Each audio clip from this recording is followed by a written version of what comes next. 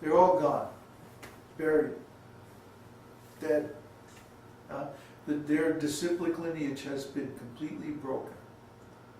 I mean, there are some attempts to reconstruct them later, but of course it's not the real thing. But the Vedic parampara is still living, is still going, precisely because everything is written down somewhere. You may have to search through so many books, but you can find it. Even in Srila Prabhupada's books, all the so-called secret mantras and everything, they're all there. Nothing is really secret. But it may be kept confidentially because it's very powerful, and if you misuse it, you can get in some real serious trouble. Like Gayatri Mantra, for example. Gayatri Mantra should not be given out to people who are not qualified. Yes, you can open a book and you can find Gayatri Mantra and you can read it, but it won't have any potency, because this mantra has to be given by initiation, and you have to be qualified to get that initiation. Okay, so it's the same with sannyas. If a person takes so-called sannyas and they put on saffron clothes and they take a stick and they go walking around and preaching and stuff, they can call themselves a sannyasi, that's all right. Everybody can think of them as a sannyasi, but they're not really a sannyasi. A real sannyasi is someone who is not connected with any organization, creed, sect, caste, or nationality, or any mundane designation whatsoever. See? In ancient India, a person who took sannyas became legally dead, and their estate was, what do they call that when they probate the estate? When they distribute execute the will. They would execute the person's will just as if they had died. Yeah?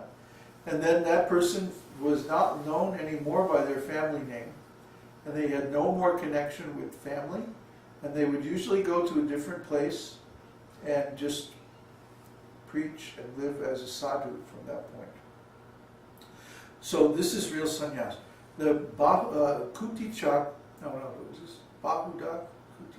Kutichak means the beginning of sannyas. The retiring person goes to a kutir, a cottage, near their family home, and the family brings them meals. And then Bahudak means someone who gleans the grain from the fields, or begs. It's another meaning of Bahudak, is one who begs. Yeah. And then Parivrajaka-charya. Parivraja means always going. Vraja means go. And pari means all the time. So Parivraja Acharya. Okay, so one who is teaching by example and always traveling is Parivrajaka-charya. And then finally, Babaji means crazy, Pagal Baba. He doesn't follow any of the standard rules and regulations. But he follows all of them because he has achieved the purpose of the rules and regulations. But Babaji is actually very, very, very high thing, not to be taken lightly, not to be made fun of. There was one devotee in India, what was his name? Banamali.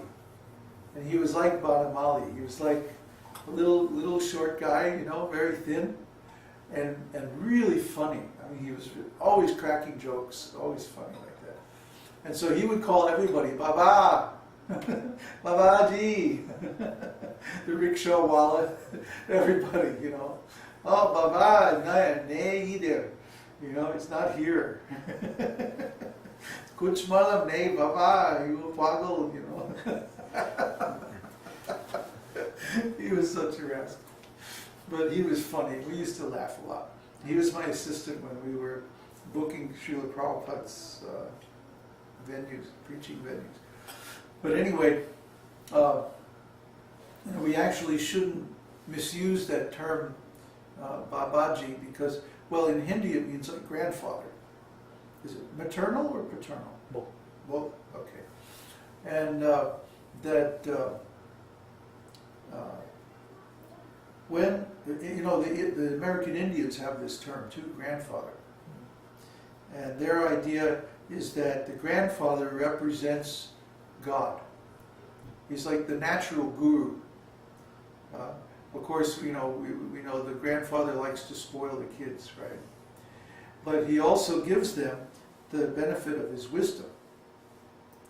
And the grandfather and the grandmother are the natural spiritual teachers in society because they have so much wisdom and so much experience like that. So, and somehow or other, the final stage of sannyas became known as Babaji, and it's like we're grandpa for everybody. Everybody. So this is like Sadguru. Sadguru, there's two kinds of guru. Sadguru is like the Jupiter guru. He represents the planet Jupiter. And he simply gives blessings, just smiles. He's always jolly and blissful and happy. And then the other kind of guru is called Upasguru. Upasguru is like Saturn. You rascal, you better get to work. So these are like initiating guru and instructing guru. Initiating guru is going to be yes, just worship Krishna and Hari Bol. And instructing guru is going to be like you do your service, you get up here, you chant your rounds, you do this, keep your clean everything, and do this, do that.